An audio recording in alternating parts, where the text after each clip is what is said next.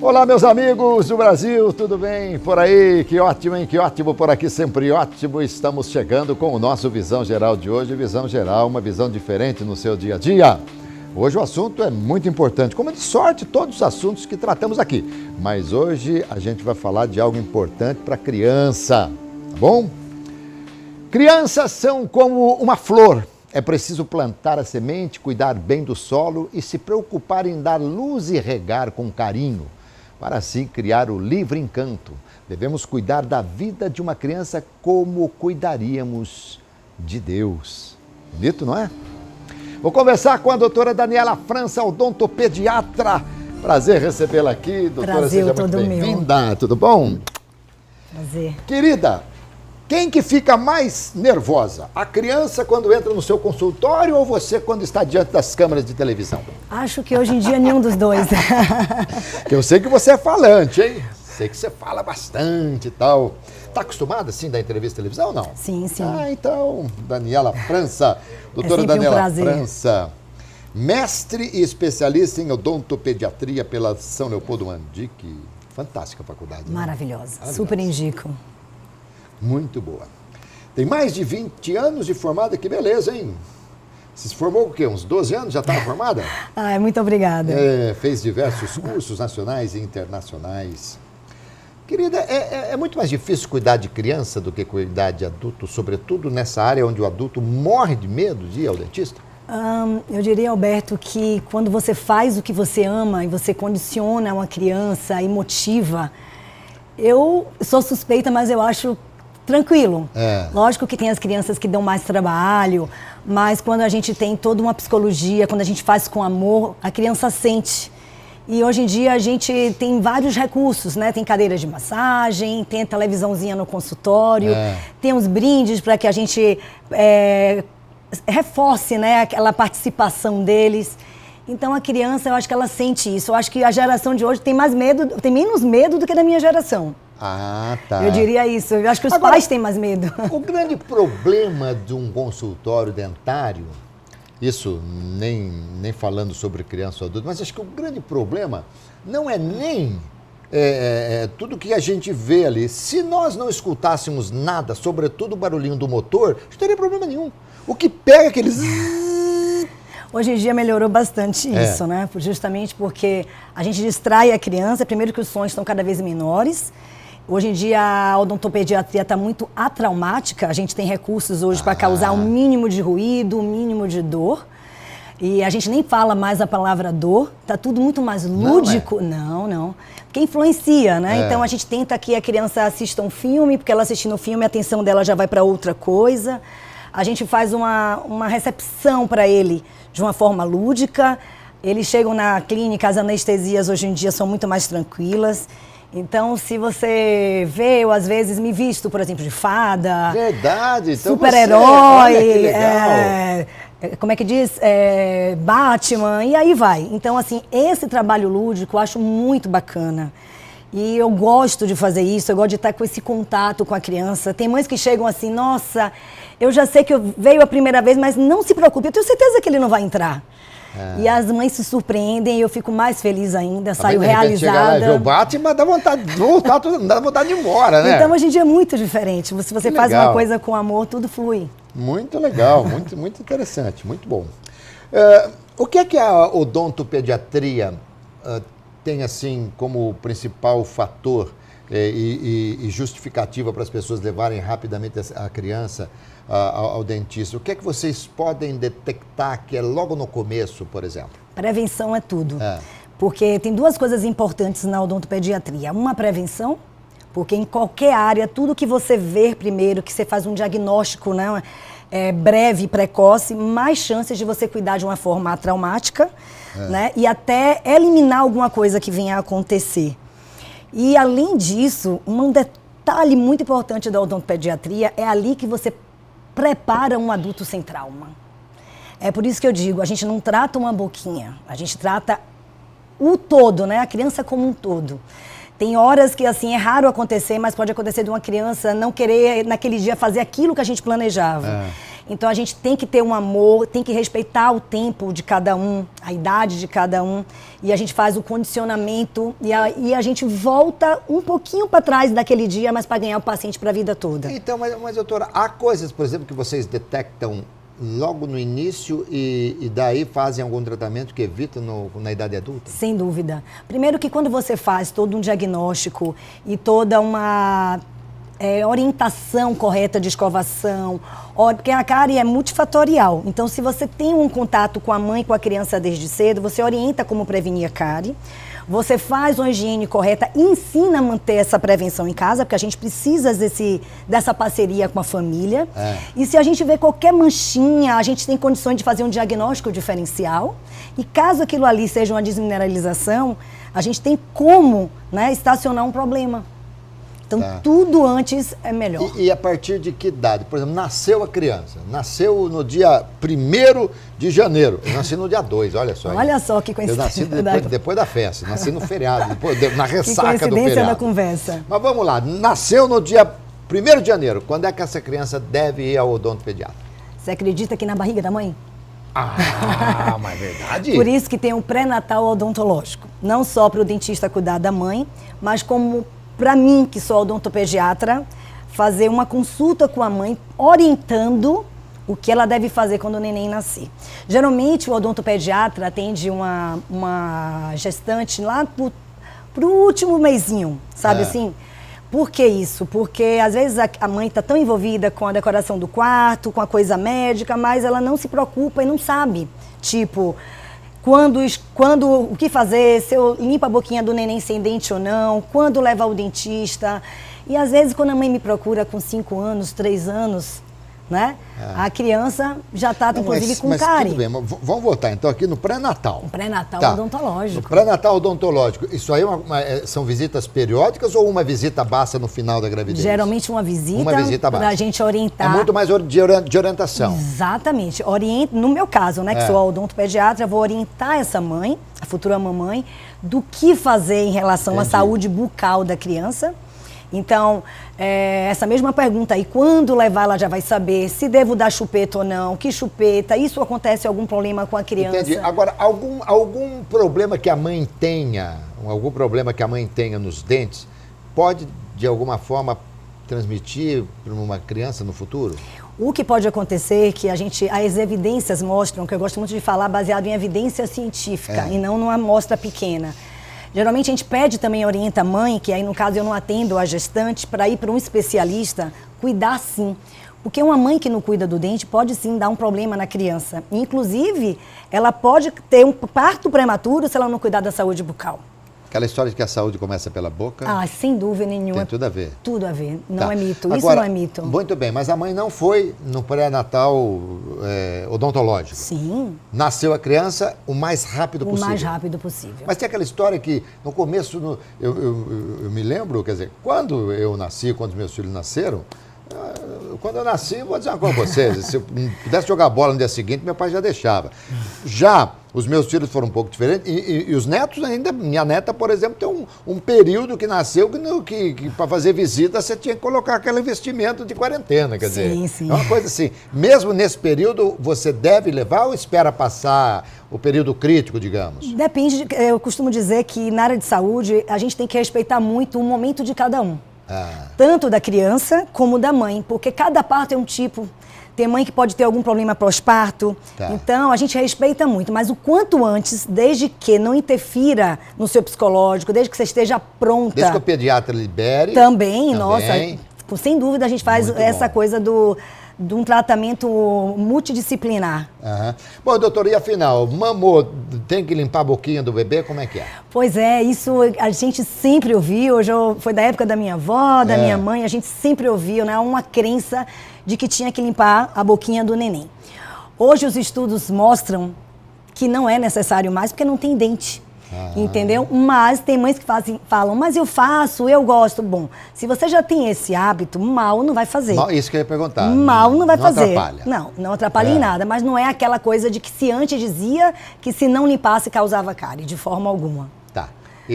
Bom, se evidentemente eu falei mamar, porque até 6 meses, na teoria, só o peito, né? Aliás, mãe, pelo amor de Deus, pelo amor de Deus, tudo que seu filho precisa está exatamente no seu seio, no seu peito, tá? No leite materno, no colostro, aquela coisa toda. Isso é importante demais. Sem dúvida. Bom,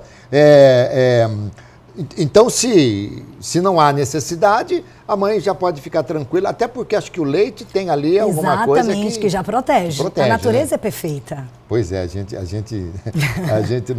não imagina o quanto. Quando é que começam a nascer os dentes de leite? Os dentinhos de leite, eles começam aos 6 meses de idade. E aí, ele completa uns 20 dentinhos lá por volta de 2 anos e meio, 3 anos.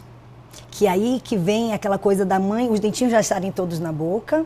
A mãe, às vezes, deixa o leitinho parado lá, dá mamadeira noturna. E aí, quando procura, vem a cárie precoce na infância, que era chamada cárie de mamadeira. O dente de leite, ele é mais susceptível à cárie? Ele é mais frágilzinho. Tá. Né? Mas, assim, a cárie, na verdade, ela não ocorre se você tem uma boa alimentação e uma boa higienização. Ah, tá. Porque a bactéria sozinha, por isso que a doença cárie, ela não transmite como se achava. Porque ela não é viral, ela é bacteriana. E a bactéria sozinha, sem açúcares e carboidratos fermentáveis, ele não consegue furar o dentinho, não consegue causar cárie. Bom, mas aí os dentes começam a nascer, os 2 primeiros aqui da frente, sim. aquela coisinha linda e tal, não sei o quê. A partir de que começou a nascer, já tem que dar uma escovadinha? Sem dúvida, deve. Inclusive, os estudos mostram, eu sempre falo em estudo porque isso é importante.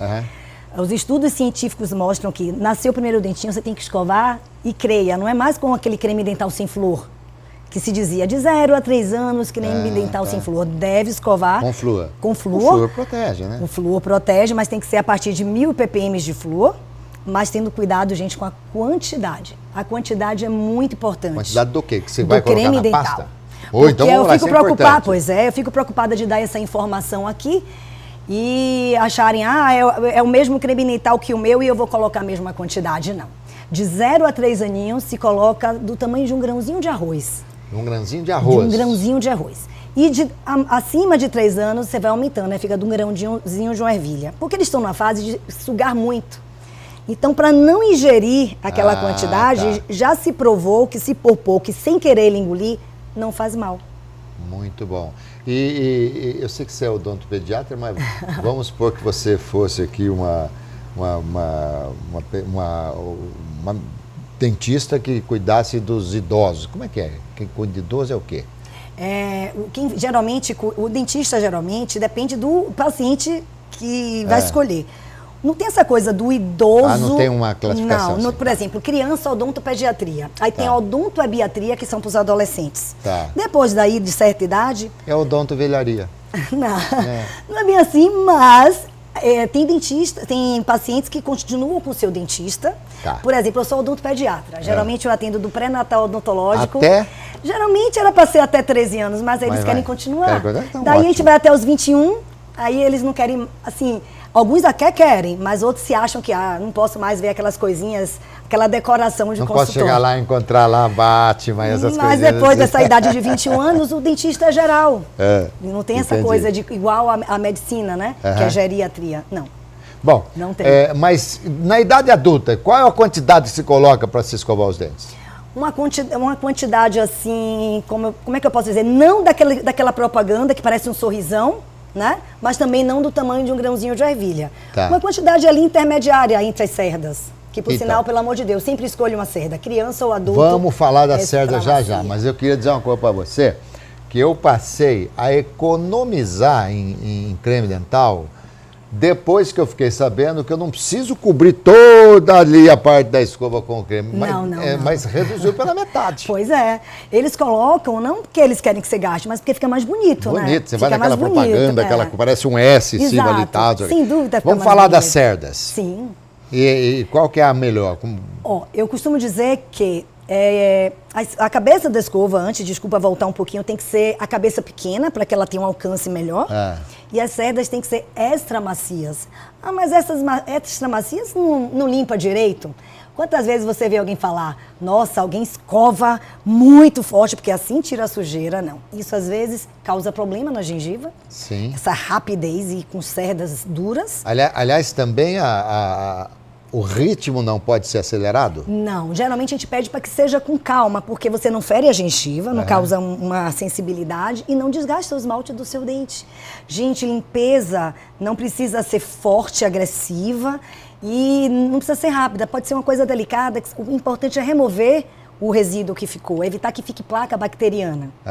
E a gente ouve, né? Já ouvi muito, que você tem uma forma de você escovar, que você vai virando a escova assim. Sim. Isso é certo também? Sim, justamente por isso. Porque a gente tem um hábito, hoje em dia eu acho que não, porque de tanto a gente divulgar e contar com vocês para fazer a divulgação, que eu agradeço, que isso é maravilhoso o convite, as pessoas antes escovavam de uma forma errada. Hoje em dia a gente ensina que tem que escovar desde a gengiva, porque a bactéria, a placa bacteriana fica parada ali. Então se ela escova só o meio, fica só o meio limpinho, e a placa toda na gengiva causando inflamação e gengivite. O que é tártaro?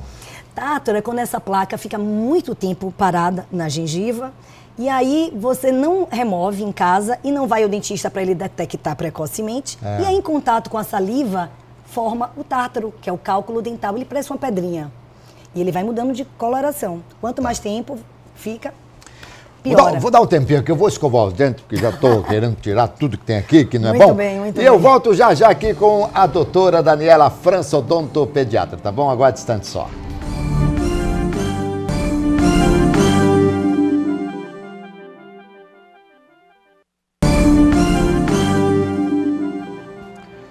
Daniela França é a nossa entrevistada hoje no Visão Geral pela Rede Família de Televisão, de segunda a sexta-feira, às 9h30 da noite. Bom, doutora, nós falamos do tártaro, nós encerramos aqui com o tártaro. O tártaro, ele além de ser feio, ele incomoda e ele pode trazer doenças? Sim. O tártaro parado, o que é que ele faz muitas vezes? Ele empurra a gengiva para se estabelecer ali, né? Dois corpos não ocupam o mesmo lugar ao mesmo tempo. Então, ele vai se adaptando ali, vai formando tipo um nichozinho e aquilo vai se depositando. Se você não remove, ele pode dar problema na sua gengiva, causar gengivite, periodontite e até perda dentária. Mesmo agora, que não tenha cárie. Mas o tártaro, ele é evitável com a escovação ou não? Sem dúvida. É o que melhora, o que evita o tártaro é a boa escovação. A escovação, a técnica correta, que aprende desde pequenininho. Mas escuta, por exemplo, quem escova direitinho os dentes não tem que fazer limpeza no dentista de 6 em 6 meses? Eu diria, sem dúvida nenhuma precisa, mas eu diria que cada um tem seu tempo. Tem pessoas que precisam de 6 e 6, tem pessoas que a gente pede até que 1 ano é o suficiente, se for uma pessoa que tem um histórico de prevenção, que tem um histórico de boa alimentação, não tem acúmulo de placa, então a gente pode até estender isso, a depender do caso. E tem gente que a gente pede para vir antes. Porque acha que escova 5 vezes ao dia, mas não escova com a técnica correta. Então não adianta você escovar 6 vezes, 1000 vezes, se você não escova com a técnica correta. E chupar o dedo? Quais são as consequências? Muito grandes. Eu diria até mais do que a chupeta, não que a gente preconiza aqui o uso de chupeta. Mas o dedo, a gente tenta evitar o máximo que a criança ponha o dedo, porque o dedo, além de ter uma força maior e dar uma deformidade no osso realmente, para remover esse hábito da criança é muito mais difícil. Porque a chupeta você tem lá na clínica mesmo tem uma caixinha, tchau chupeta, tem mães que levam pro zoológico. Não dá pra falar tchau dedo, né? Mas tchau dedo não dá. Entendeu? Então sempre incentivo que, obviamente, tente não dar chupeta, mas a gente tem que respeitar o ritmo de cada família, a gente não pode julgar, a gente orienta, mas não pode impedir. Mas eu sempre digo, ele tapou no dedo, ou se você não der, então é melhor chupeta do que o dedo. Sem dúvida. Mas, por exemplo, o dedo sem contar de levar, né, micro-organismo para... Sim, a mão vai em qualquer lugar, suja, tal, e depois vai para a boca. Mas assim, mas isso aí eu acho que é uma questão de comportamento desde bebezinho, né? Ou não? Olha, não conheço nenhum estudo que afirme isso, porque realmente tem criança que parece que já nasce com o dedinho na boca. Mas o odontopediatra na consulta, com anamnese, com correto exame clínico, ele tem como orientar a família, justamente no momento certo. É igual uma mãe que chega lá dizendo, eu já dei chupeta e eu não consigo agora tirar. Então a gente orienta, por exemplo, que deixa então só a noturna. E quando a criança pega no sono, remova. Eu sei que na prática não é tão fácil. Não há nenhuma chupeta que seja indicada nenhuma. Não. O melhor é não usar chupeta, sempre. Sempre. Tá. Agora, o dente de leite, quando ele ficou mole, está um pouquinho mole, já tem que tirar? A gente espera a natureza. Geralmente está lá a fada do dente também espera, né? E a fada do dente espera, que isso é lindo, é lúdico. Mas tem casos, está acontecendo muito, inclusive, hoje em dia, de que a gente chama de retenção prolongada do dente descido. O dentinho fica ali, quando você vê que o outro permanente está nascendo fora do lugar, aí a gente tem que dar uma ajuda. Tirar para dar espaço. E hoje em dia tem algo novo também, que às vezes faz que a gente remova esse dente de leite sem esperar a natureza, porque o dentinho de leite guarda um tesouro, que a gente chama, que são as células-tronco. Que é o futuro, né? Também. Para proporcionar um futuro brilhante para nossos filhos. Necessidade, né? Sem dúvida. Agora, qual que é a idade, por exemplo, em que a mãe tem que se preocupar se os dentes todos de leite não caírem? Geralmente, o dentinho de leite, o último entre 11 e 12 anos. Mas isso, assim, os dentes sem ser o siso, né? Que o siso lá para os 18. Sim. Ou nunca mais, porque eu tenho um aqui que nunca nasceu. Tem gente que já não tem mais. Por isso que não tem tanto juízo assim, doutor. E aí, quando está com 11 anos mais ou menos, já é uma média, né? Um estudo que mostra que já é uma média de já estarem todos formados. Mas a gente consegue ver isso também radiograficamente quando necessário, brevemente. A gente não sai pedindo raio-x para ver isso, mas às vezes um ortodontista pediu, por exemplo, um raio-x para avaliar alguma coisa da área dele, então a gente já aproveita para avaliar. Agora, eu conheço pelo menos uma pessoa que tem mais de 30 e tem dente de leite ainda. Eu. Olha Você só. também? Olha que coincidência. Então é a segunda. É genético. E o dente de leite, ele só cai, né? A ciência mostra que ele só cai quando ele está ocariado, né? Porque ele vai aumentando até a cárie. Não é que a cárie cause isso, mas vai aumentando e pode cair, tem uma infecçãozinha. Ou quando o outro está tentando nascer, porque ele vai empurrando, vai encostando na raiz, a raiz sofre uma reabsorção e o dente fica mole e cai. Quando você não tem o germe do permanente, é algo que a gente chama de agenesia, ou anadontia. E aí, se você cuidar, escovar bem, meu pai era dentista, então eu tenho ele até hoje. Olha só. Exatamente. Que coisa. E ele não é mais fraco que os outros ou ele é mais fraco, precisa mais cuidado? Lógico que ele é mais fraco do que os permanentes, sem dúvida. Tem que ter cuidado, né? Tem que ter um cuidado em dobro. E dentro é osso, né? E aí ele fica no mesmo... É como se ele fosse ali... Nada mudou na vida dele, ele só não saiu. Tá. Porque... Mas dente é osso. Sim, ele fica preso pela gengiva, pelas fibras e pelo osso. Doutora, vamos supor, dente permanente. Sim. Permanente. Nasceu. Por alguma razão a criança fez alguma coisa, bateu, o dente saiu. O que se faz? Maravilhosa pergunta. Gente, isso é tão importante saber. Você está fazendo um bem assim terrível. É um bem maravilhoso todo mundo ter essa informação. Tem mãe que perde... que o filho perde o dente porque não tem acesso a essa informação. Você falou dente permanente, né? Não é o de leite. Você está ali brincando, geralmente a criança está num skate, uma bicicleta, bate a boquinha, o dente sai, que a gente chama de avulsão dentária. Primeiro de tudo, manter a calma, para passar calma para a criança. Né? Acalmar a criança para ela se sentir confiante. Procurar o dente rapidamente, pegar pela coroa, nunca a gente pegue pela raiz. Nunca se deve pegar pela raiz. Pega pela coroinha, que é aquela parte que a gente está acostumado a ver que fica do lado de fora. Lava em água corrente, cuidado, pelo amor de Deus. Para não ir pelo ralo. Não precisa escovar com escovinha de dente, nada. Tirou água, põe no soro fisiológico ou leite, procura seu dentista. Obviamente, lava a boquinha, se tiver gelo, põe. Talvez não tenha soro fisiológico ali na hora, então põe no leite. Põe no leite. Não tem leite na própria saliva?